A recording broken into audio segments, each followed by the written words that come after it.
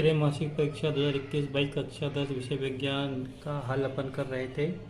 पिछले ये हमने यहाँ तक प्रश्न कर लिए थे, एक वाक्य एक शब्द में उत्तर लिखो, यहाँ तक कर लिए थे। ये एक एक नंबर के अंक थे। अब अगला जो प्रश्न है ये दो दो अंक के प्रश्न है। तो इसमें पांचवा प्रश्न है, प्लास्टर ऑफ पेरिस के दो उपयोग लिखो। तो प्लास्टर ऑफ पेरिस का जो उपयोग होता है, तो जो मूर्ति बनती हैं, मूर्तियों के साँचे बनाने में। दूसरा, हड्डी टूट जाती है शरीर की, तो जो है प्लास्टर ऑफ पेरिस से मतलब प्लास्टर चढ़ाया जाता है। तो प्लास्टर ऑफ पेरिस के उपयोग मूर्ति बनाने हेतु, सांचे बनाने में और हड्डी जोड़ने में, है ना। और भी उपयोग होते हैं, लेकिन दो उपयोग पूछे हैं। फिर पूछा यहाँ पे अथवा में उदासीनीकरण अभिक्रिया का एक उदाहरण लिखो। तो देखो, जब अम्ल और क्षार अभिक्रिया करते हैं तो लवण और पानी बनता है, ये उदासीनीकरण अभिक्रिया होती है। यहाँ पे HCl अम्ल है हाइड्रोक्लोरिक, और Na सोडियम हाइड्रोक्साइड। जब अभिक्रिया करते हैं तो सोडियम क्लोराइड मतलब लवण या साल्ट, इसको नमक भी बोलते हैं, और पानी बनता है। तो ये उदासीनीकरण की अभिक्रिया कहलाती है। फिर सातवां प्रश्न इसमें दिया हुआ है, छठा प्रश्न सॉरी, ऑक्सीकरण अभिक्रिया का एक रासायनिक समीकरण लिखो। ऑक्सीकरण अभिक्रिया क्या होती है? जिसमें ऑक्सीजन संयुक्त होती है, ऑक्सीजन आके जुड़ती है। तो ये Ap है, ये ऑक्सीजन है, तो Fe2O3 बन गया है। इसके अंदर ऑक्सीजन Fe से आके संयुक्त हो गई, जुड़ गई, तो ये ऑक्सीकरण हो रहा है। यहाँ पे Fe का मतलब जो लोहा कहते हैं इसको, आयरन, ये इसका ऑक्सीकरण हो रहा है। इसी प्रकार मैग्नीशियम और ऑक्सीजन जब क्रिया करते हैं तो मैग्नीशियम ऑक्साइड बनता है। मैग्नीशियम से ना दीपावली पे जब आप जो है तार होता है, जैसे फुलझड़ी जलती है ना, तो उसमें भी मैग्नीशियम होता है। फुलझड़ी जलती है या मैग्नीशियम का तार होता है, वो जलाते हैं तो वो ऑक्सीजन से क्रिया करके मैग्नीशियम ऑक्साइड ना, जो राख के रूप में निकलता है दाने जलने से, वो मैग्नीशियम ऑक्साइड होता है। तो इसमें भी ऑक्सीजन जुड़ रही है, तो ये ऑक्सीकरण की अभिक्रिया है।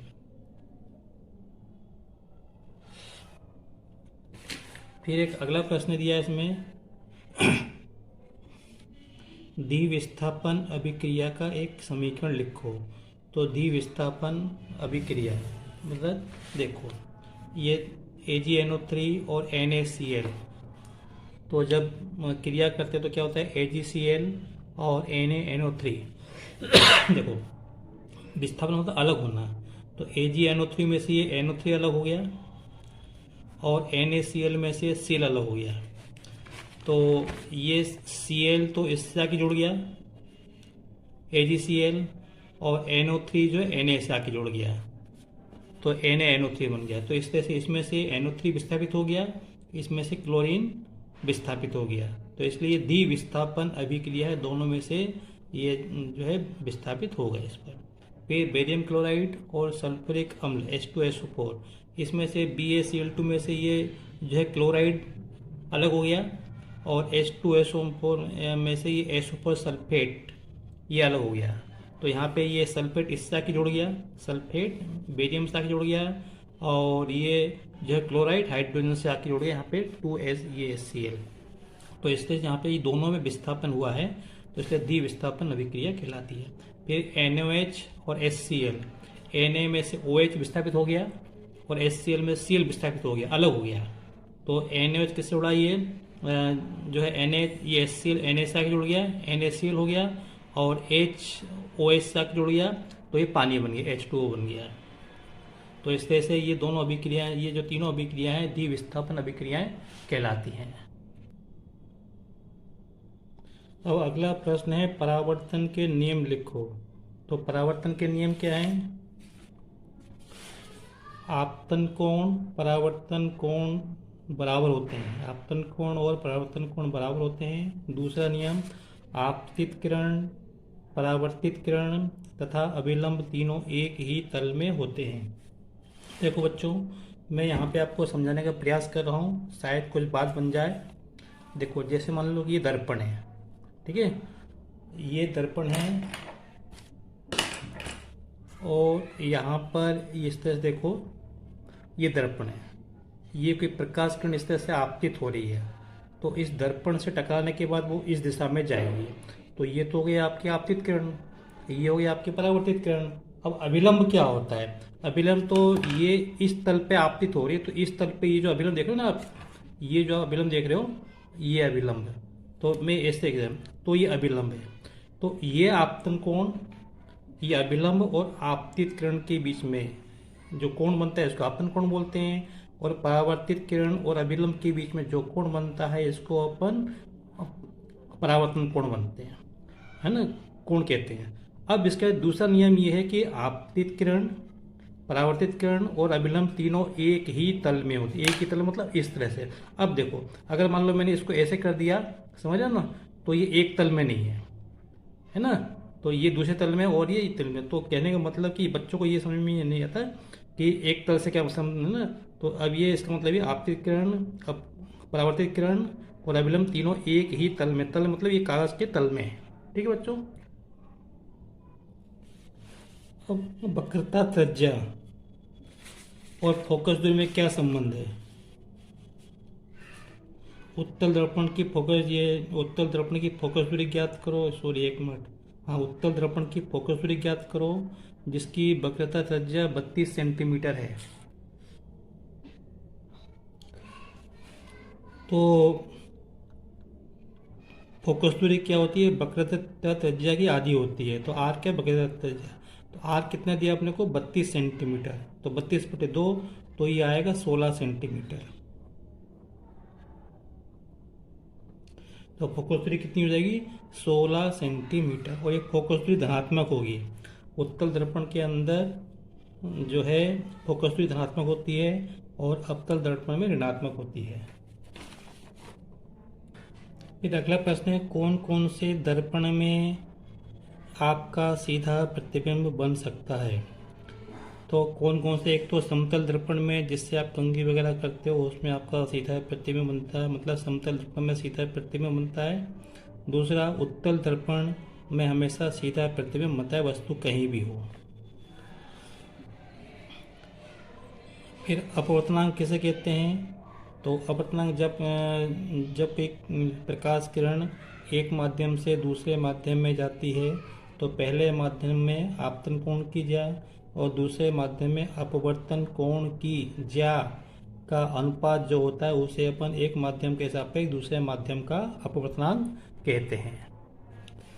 तो ये एक माध्यम दूसरा माध्यम है, और ये जो है ये दोनों माध्यमों को अलग करिए। माध्यम से मतलब क्या होता है? पारदर्शी माध्यम से, पानी, कांच, है ना, ग्लिसरीन, इससे मतलब है। तो अगर मान लो कोई प्रकाश किरण इस प्रकार से आपतित हुई, तो इस बिंदु पे आपतित हो रही है ना, तो इस पे मैंने एक अभिलंब खींचा,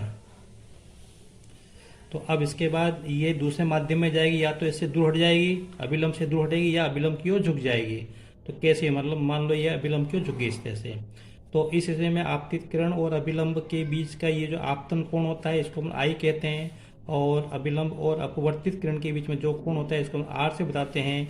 तो इस कोण के लिए साइन का मान साइन आई आपतन कोण की ज्या, और अपवर्तन कोण की ज्या, ज्या मतलब साइन, कोण आई के लिए साइन का मान, ये जो अनुपात होता है साइन आई बटे साइन आर, इसी को अपन क्या कहते हैं? अपवर्तनांक कहते हैं। और इसको अपन सामान्यतः अपन म्यू कहते हैं, इसको म्यू 1 म्यू 2, या आजकल एन से बताते हैं। आजकल एन का भी कॉन्सेप्ट है, 1 एंड 2। तो पहले माध्यम के सापेक्ष दूसरे माध्यम का ये क्या है? अपवर्तनांक है।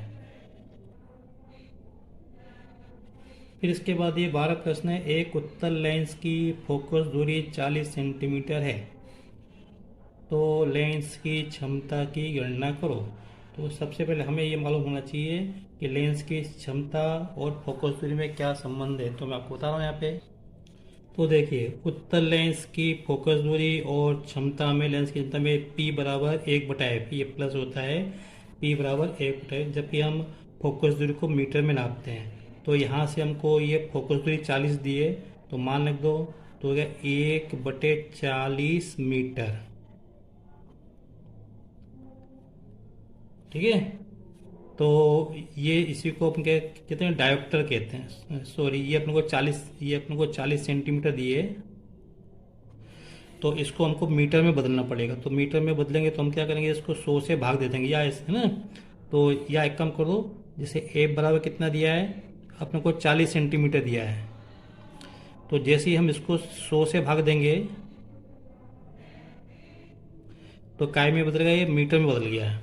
ठीक है, तो अब इसको हल करेंगे तो कितना आएगा, ये आएगा 0.4 मीटर, या ठीक है, ये आएगा यहाँ पे 0.4 मीटर। तो अब इसको अपन हल करेंगे तो ये आएगा, यहाँ से अपन 10 उठाएंगे तो ऊपर एक बिंदु बढ़ जाएगी, तो 10/4। तो यहाँ पे इसको काट दो, तो 2 दूनी 4, 2 पंजे 10, तो ये आएगा 2.5 डायोप्टर। क्या आएगा, डायोप्टर इसकी इकाई होती है।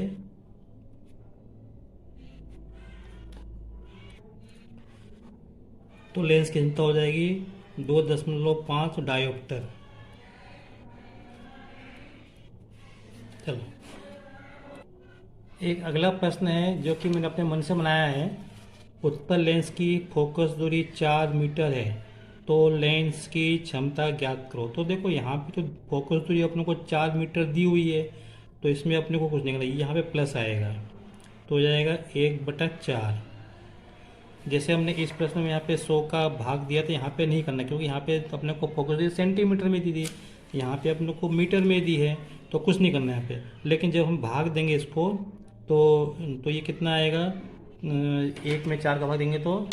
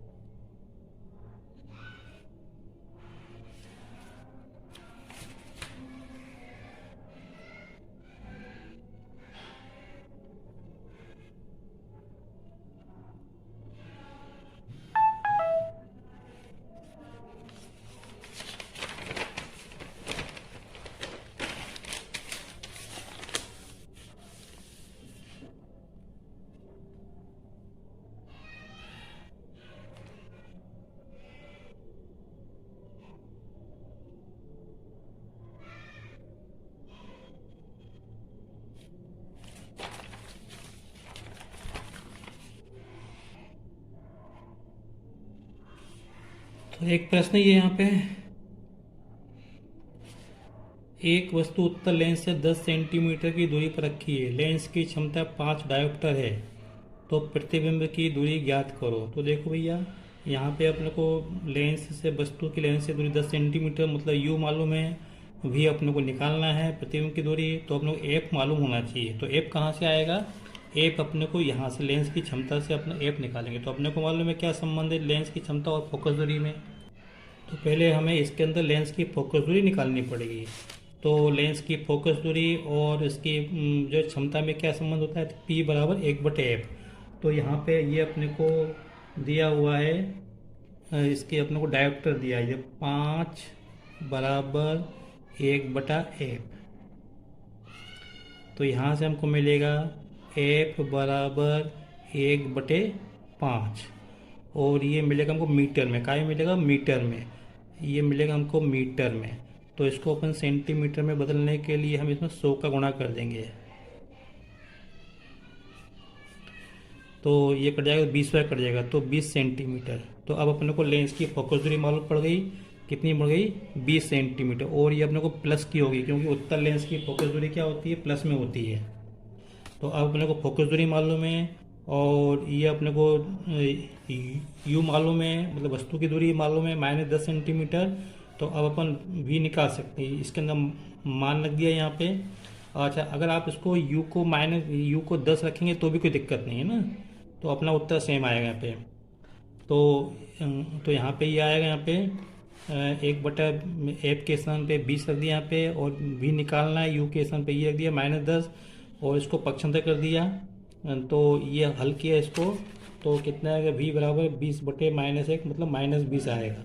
तो इसका मतलब ये है कि उत्तर लेंस में v माइनस आया। इसका मतलब क्या है, वस्तु और प्रतिबिंब एक ही तरफ है, तो v क्या माइनस है, इसका मतलब क्या है, तो इसमें आभासी और सीधा और बड़ा प्रतिबिंब बनेगा, प्रतिबिंब वस्तु की ओर बनेगा। ठीक है बच्चों, इस वीडियो में इतना ही, बाकी के प्रश्न अपन अगले वीडियो में करेंगे क्योंकि वीडियो लंबा हो रहा है। अगर आपको मेरा वीडियो पसंद आया हो तो इसे लाइक करें, शेयर करें, सब्सक्राइब करें। Thank you.